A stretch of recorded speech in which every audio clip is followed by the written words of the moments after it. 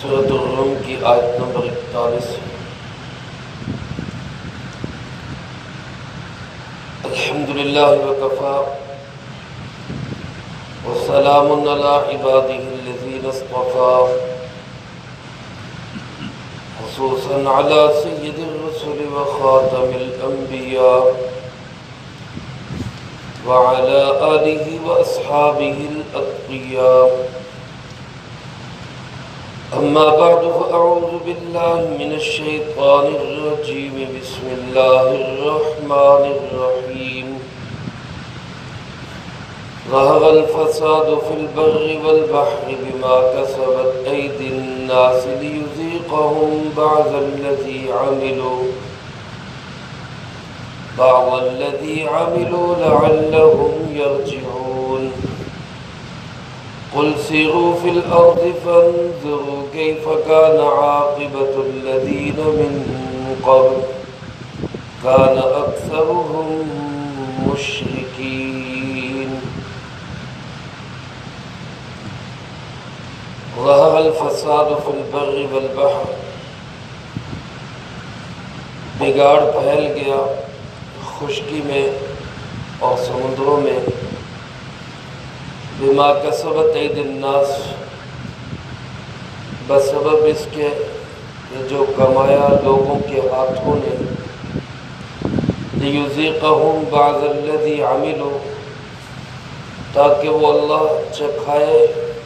مزہ ان کو ان کے بعض اعمال کا، لعلہم یرجعون، شاید کہ یہ لوگ واپس پلٹ آئے۔ قل سیروا فی الارض، اے پاک پیغمبر صلی اللہ علیہ وسلم آپ فرما دیجئے کہ چلو پھرو زمین میں، فانظروا، اور دیکھو، کیف کان عاقبۃ الذین من قبل، کیسا ہوا انجام ان لوگوں کا جو پہلے گزرے، کان اکثرهم مشرکین، ان میں سے اکثر شرک کرنے والے تھے۔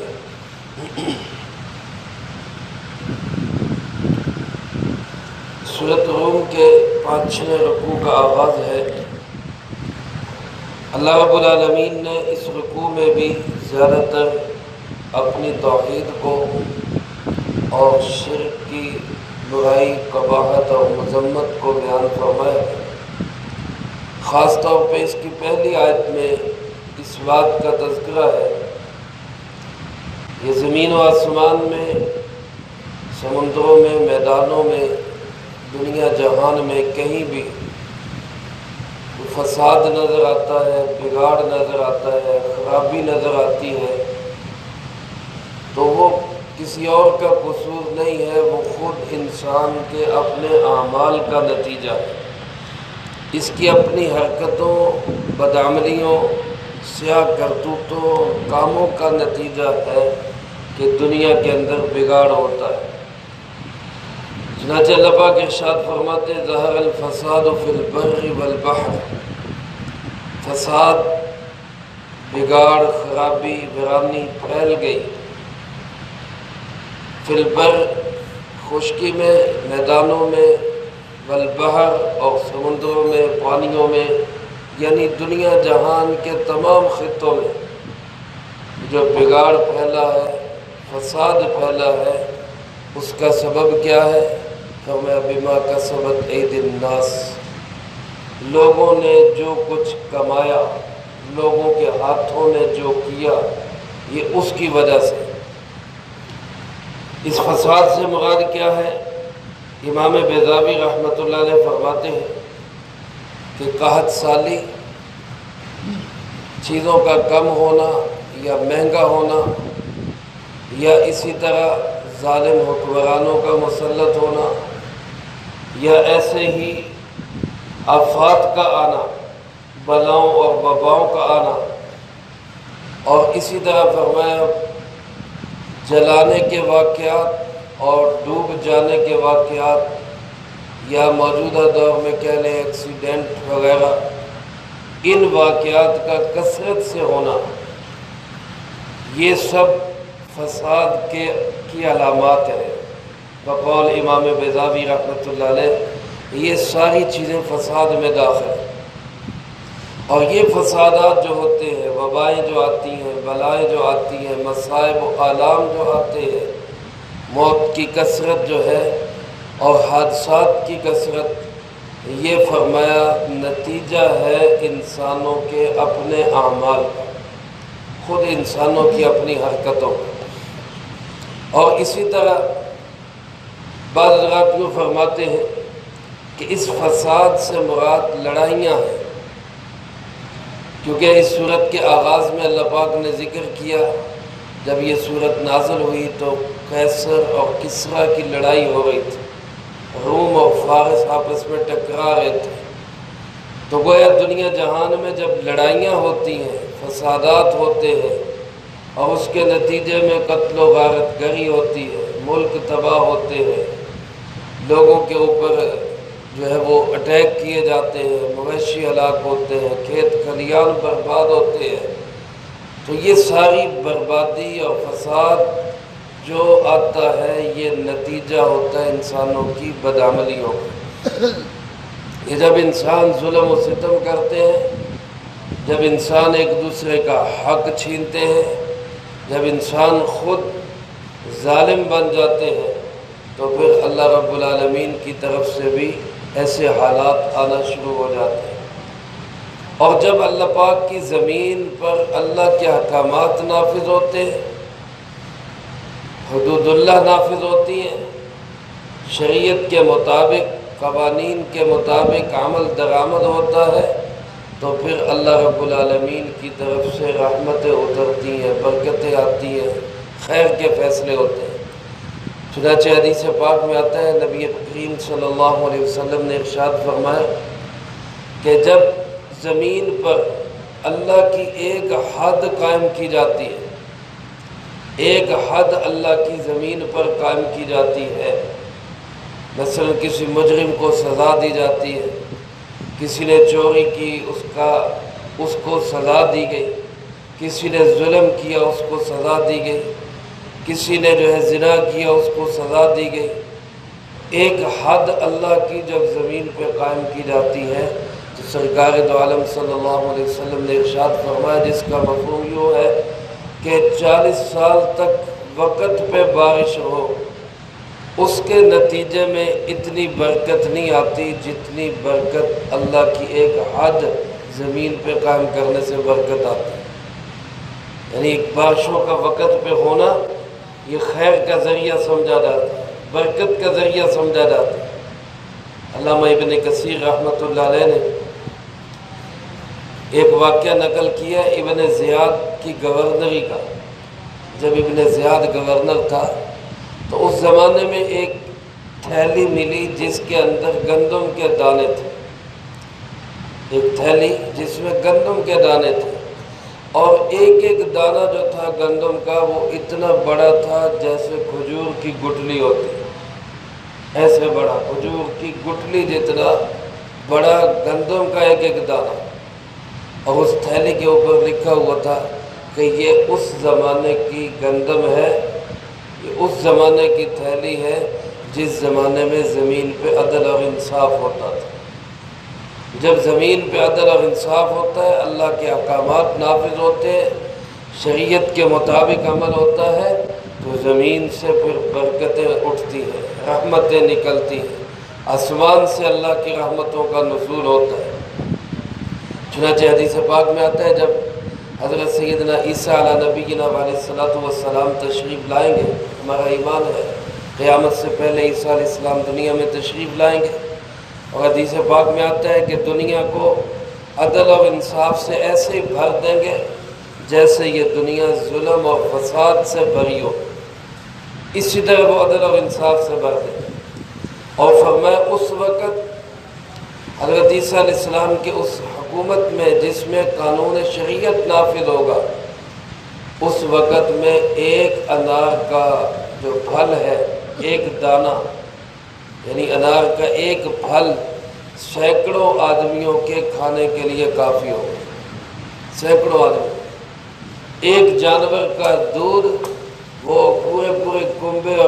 وسیلے کے لیے کافی ہو جائے، اتنی برکت ہو۔ اور یہ برکتیں کس چیز کی ہیں؟ یہ برکتیں ہیں قانون شریعت کے نفاذ کی، اسلامی احکامات پہ عمل درآمد کی۔ اور حدیث پاک میں آتا ہے کہ جب کوئی بد کردار انسان زمین سے اٹھایا جاتا ہے، بد کردار انسان کو کسی کو موت آتی ہے، برے آدمی کو موت آتی ہے، تو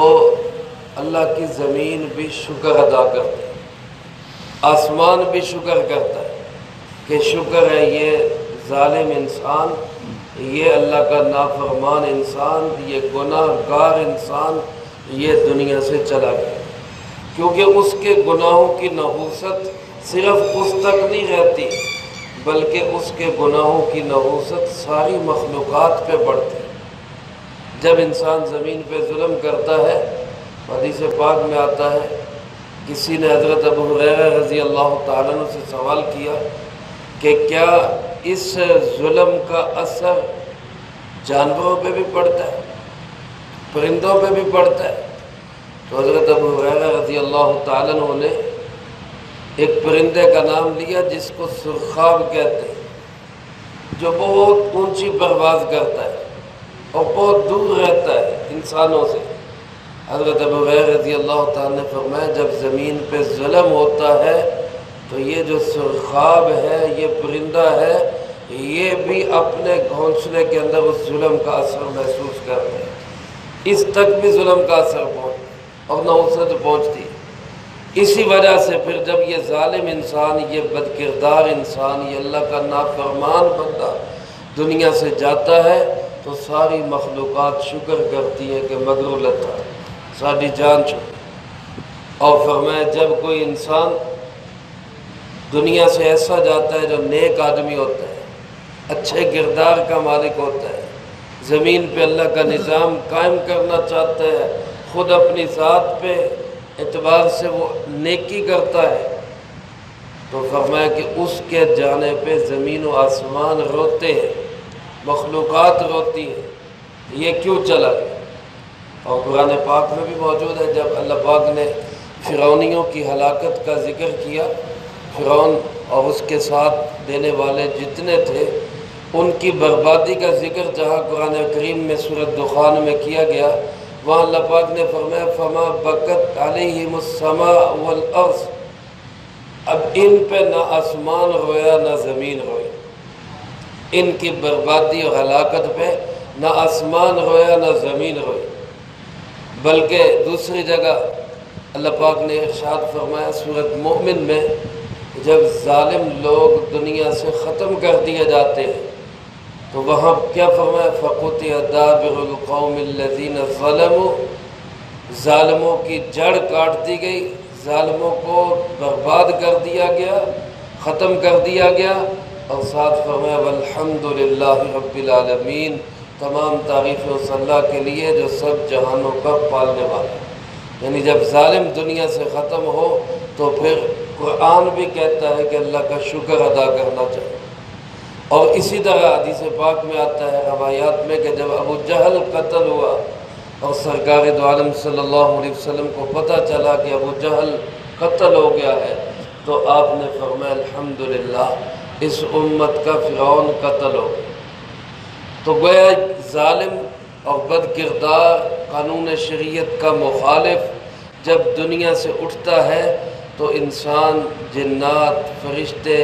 چرند پرند مخلوقات سب شکر ادا کرتے ہیں کہ اس کی نحوست سے جان چھوٹی۔ اور جب کوئی اچھے کردار کا اور قرآن و سنت کا حمایتی اور اس پہ عمل درآمد کرنے والا اور اس کے مطابق فیصلے کرنے والا وہ دنیا سے جاتا ہے تو زمین و آسمان، چرند پرند مخلوقات سب روتی ہیں کہ یہ چلا گیا تو اس کی برکات بھی ساتھ چلی۔ تو گویا کہ انسانوں کے اپنے اعمال کے نتیجے کے اندر زمین میں بگاڑ پیدا ہوتا ہے، سمندروں میں بگاڑ پیدا ہوتا ہے، خشکیوں میں، میدانوں میں، ہواؤں میں، فضاؤں میں بگاڑ جو پیدا ہوتا ہے بما کسبت ایدی الناس، لوگوں کے اپنے ہاتھوں کی کمائی کی وجہ سے۔ اب اس کا مقصد کیا ہے یہ بگاڑ کیوں آتا ہے، وبائیں، بلائیں، آزمائشیں، پریشانیاں کیوں آتی ہیں؟ اللہ پاک فرماتے ہیں لیذیقہم بعض الذی، تاکہ وہ اللہ ان کو چکھائے بعض الذی عملوا، ان کے بعض اعمال کا مزہ، کچھ اعمال کا ان کو مزہ چکھا دے۔ ساری باتوں کو نہیں اللہ پاک پکڑتا، ساری اعمال پہ گرفت نہیں ہوتی، جیسا کہ دوسری جگہ فرمائے وَيَعْفُو عَنْ كَثِيرٍ، بہت سی چیزوں کو تو اللہ ویسے معاف کر دیتا ہے، لیکن کہیں کسی بدعملی کی وجہ سے اللہ پاک پکڑ بھی کر لیتے ہیں، اور اس پکڑ کا مقصد بھی کیا ہوتا ہے؟ لعلہم یرجعون، کہ شاید یہ لوگ واپس پلٹ آئیں، شاید یہ لوگ توبہ کر دیں، شاید یہ لوگ دوبارہ اللہ سے تعلق جوڑ لیں، بدعملی کی زندگی چھوڑ کے نیک اعمال والی زندگی اختیار کر دیں۔ چنانچہ کتنے ایسے لوگ دیکھے ہیں کہ گناہوں میں لت پت ہوتے ہیں، اور پھر کوئی ان پہ سخت حالات آتے ہیں تو وہ توبہ کر لیتے ہیں، اس کے بعد ان کی زندگی بدل جاتی ہے، زندگی کا رخ ہی پلٹ جاتا ہے۔ تو یہ بھی اللہ کی رحمت ہوتی ہے کہ اللہ پاک ایک طرف سے مصیبت ڈال کے قوم کو اللہ کی طرف رجوع نصیب کر دیتے ہیں۔ جیسے اب یہ کرونا کی وبا آئی ہے، تو اس کے نتیجے میں جہاں یقیناً بہت سارے نقصانات بھی ہوئے ہیں، لیکن بہت سارے ایسے لوگ بھی ہیں جن کو اللہ نے توبہ کی توفیق دے دی، جنہوں نے اپنی زندگیوں سے توبہ کر لی، بدعملی کی زندگی چھوڑ دی، نیک اعمال کی طرف آ گئے، تو اب ان کے لیے تو یہ وبا اور بلا رحمت بن گئی کہ ان کو اللہ کا تعلق نصیب ہو گیا۔ یہ عذاب بھی اسے ہی ہوتا ہے۔ فرمایا کہ حضرت حکیم الامت مولانا اشرف علی تھانوی رحمۃ اللہ علیہ فرماتے ہیں، کوئی مصیبت آئے، کوئی پریشانی، دکھ، تکلیف آئے تو کیسے پتہ چلے گا کہ یہ قہر خدا بندی ہے یا مہر خدا بندی ہے، یعنی اللہ کا عذاب ہے یا اللہ کی مہربانی ہے، کیسے پتہ چلے گا؟ تو فرمایا کہ اگر تو اس مصیبت، پریشانی، دکھ اور تکلیف کے باوجود اللہ سے کوئی تعلق نہیں بن رہا، اللہ کی طرف رجوع نہیں ہو رہا، تو پھر اس کا مطلب ہے کہ یہ عذاب خدا بندی ہے، یہ قہر خدا بندی ہے۔ اور اگر تکلیف اور مصیبت، بیماری، دکھ میں، پریشانی میں اللہ کی طرف رجوع نصیب ہو گیا اور صبر اللہ سے مانگ لیا اور اللہ کی رضا پہ راضی ہو گیا، تو پھر یہ سمجھ لو کہ یہ اللہ کی مہربانی ہے، اس نے اپنا تعلق نصیب کر دیا۔ تو میرے عزیز دوستو، یہ ایک بہت بڑی خوبی ہے زمین و آسمان میں، یہ جو وبائیں آ جاتی ہیں، بلائیں آ جاتی ہے، یہ بھی ہمارے لیے رحمت بن سکتی ہیں اگر ہم اللہ کی طرف رجوع کریں۔ یہ ہماری حرکتوں کا نتیجہ ہے، لیکن اگر ہم اس کی وجہ سے توبہ کر لیں تو یقیناً اللہ رب العالمین اپنی رحمت سے معاف بھی فرمائے گا اور اپنا تعلق بھی نصیب فرمائے گا۔ اللہ پاک فرماتے ہیں پیغمبر صلی اللہ علیہ وسلم، آپ ان لوگوں سے کہیں سیروا فی الارض، زمین میں سیر کرو، چلو پھرو۔ ایک سیر ہوتی ہے صرف اپنے آپ کو خوش کرنے کے لیے، نظارے کرنے کے لیے، اور ایک سیر ہوتی ہے عبرت کے لیے۔ اللہ پاک نے یہاں اس سیر کا ذکر کیا، خالی پھرنے گھومنے کا ذکر نہیں ہے کہ جاؤ جا کے چند دن جو ہے وہ گل چھڑے اڑا کے پھر واپس آ جاؤ کہ ہم بڑی موجیں کر کے آ گئے، بلکہ چلو پھرو زمین میں، سفر کرنا پڑے تجارت کے لیے یا کسی اور مقصد کے لیے تو دائیں بائیں چلتے ہوئے دیکھا کرو، کیف کان عاقبۃ الذین من قبل، کیسا انجام ہوا ان لوگوں کا جو اس سے پہلے دنیا میں تھے، پہلوں کا انجام کیا ہوا، ان کے ساتھ کیا ہوا۔ اب خاص طور پہ مکے والے وہ تجارتی سفر میں جاتے تو کبھی شام کی طرف جاتے، کبھی یمن کی طرف جاتے۔ شام کی طرف جائے تو راستے میں قوم سمود کی بستیاں آتی، قوم سمود کے کھنڈرات آتے، اور یمن کی طرف جائیں تو قوم لوط کی آبادیاں آئیں گی۔ تو اللہ پاک نے گویا ان کو کہا کہ تم چلتے ہوئے سفر میں جا کے دیکھا کرو کہ یہ بھی قومیں تھی، ان کا کیا انجام ہوا، ان کی صورتحال کیا تھی۔ فرمایا کان اکثرہم مشرکین، ان کے بھی اکثر لوگ شرک کرنے والے تھے، جیسے تم شرک میں ڈوبے ہوئے اے مکے والو، اے عرب والو، تو یہ بھی شرک کرنے والے تھے۔ آج کی دنیا وہ شرک میں بھی مبتلا ہے اور شرک سے بڑھ کر بے حیائی میں مبتلا ہے۔ آج کی دنیا دیکھے کہ ہم سے پہلے جتنے بے حیا لوگ تھے ان کا انجام کیا ہوا، ان کو کس طرح اللہ پاک نے اپنے عذاب کی گرفت میں لیا۔ قوم لوط بے حیا قوم تھی، ان کے ساتھ کیا ہوا۔ تو جو بے حیا لوگ ہوں گے ان کا انجام بہت برا ہوگا۔ اللہ رب العالمین فرماتے تم زمین میں چل پھر کے یہی دیکھا کرو کہ ان کے ساتھ کیا ہو، عبرت حاصل کرو۔ کتنے لوگ تھے بڑے بڑے تاجر تھے، کتنے لوگ تھے بڑے بڑے صنعت کار تھے، کتنے لوگ تھے بڑے بڑے وزیر اور مشیر تھے، صدر اور وزیر اعظم تھے، آج وہ کہاں پہ؟ آج ان کا نام و نشان نہیں ملتا، آج وہ مٹ گئے، آج دنیا سے چلے گئے۔ سکندر پاکستان کا ایک وزیر گزرا ہے، جس سکندر مرزا صدر تھا یا وزیر تھا، جس کے متعلق لکھا ہے کہ وہ کہا کرتا تھا کہ میرا دل کرتا ہے کہ سارے مولویوں کو اکٹھا کر کے ایک کشتی میں بٹھاؤں اور بیچ سمندر میں جا کے ان سب کو ڈبو دوں۔ یہ سارے فساد کی جڑ۔ آج اس سکندر کا نام و نشان ہی مٹ گیا ہے، کوئی نہ اس کا نام لیوا نہیں،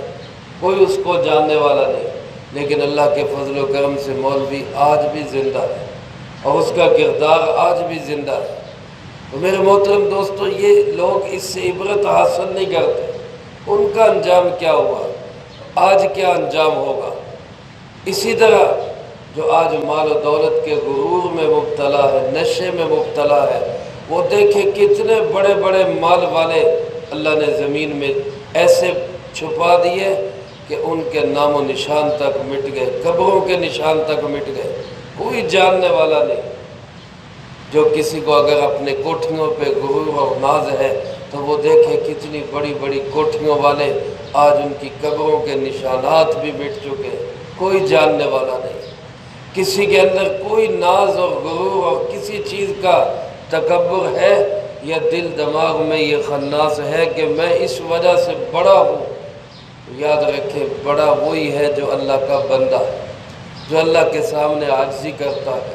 جو اللہ کے سامنے انکساری کرتا ہے، جس کی زندگی کے اندر تقوی و طہارت ہے، جس کی زندگی کے اندر خوف خدا اور قانون شریعت ہے۔ یہ صفات جس کے اندر ہوں گی وہی انسان بڑا ہے۔ باقی سب دنیا سے مٹ جانے والے، فنا ہو جانے والے، ختم ہو جانے والے۔ اللہ رب العالمین ہمیں ہر قسم کے برے عمل سے محفوظ رکھے اور اچھے اعمال کی توفیق نصیب فرمائے۔ انسان کی دنیا میں بھی برکتیں، انفرادی زندگی میں بھی اور اجتماعی زندگی میں بھی جو رحمتیں اور برکتیں آئیں گی وہ اللہ کے احکامات پہ عمل کرنے سے ہی آئیں گی، قرآن و سنت پہ عمل کرنے سے آئیں گی۔ جناب محمد کریم صلی اللہ علیہ وسلم کی زندگی کو زندہ کرنے سے ہی برکتیں آئیں گی، اس کے بغیر برکتیں نہیں آ سکتی۔ آج کے ان حالات میں بھی ہماری کوشش ہونی چاہیے ہم خود اپنی ذات سے بھی اور اپنے علاقے میں بھی ایسے اعمال اور ایسی فضا بنانے کی کوشش کریں کہ اچھے اعمال کرنے والے زیادہ ہوں، برائی کرنے والے بہت کم رہ جائیں۔ اللہ ہمیں اس کی توفیق نصیب فرمائے، جو کہا سنا اس کو زندگی میں لا کے دوسروں تک پہنچانے کی توفیق عطا فرمائے۔ اللہم انت السلام و منک السلام، تبارک ربنا و تعالیت یا ذی الجلال والاکرام۔ اللہم اعنا علی ذکرک و شکرک و حسن عبادتک۔ اللہم احسن عاقبتنا فی الامور کلها و اجرنا من خزی الدنیا و عذاب الآخرہ۔ اللہم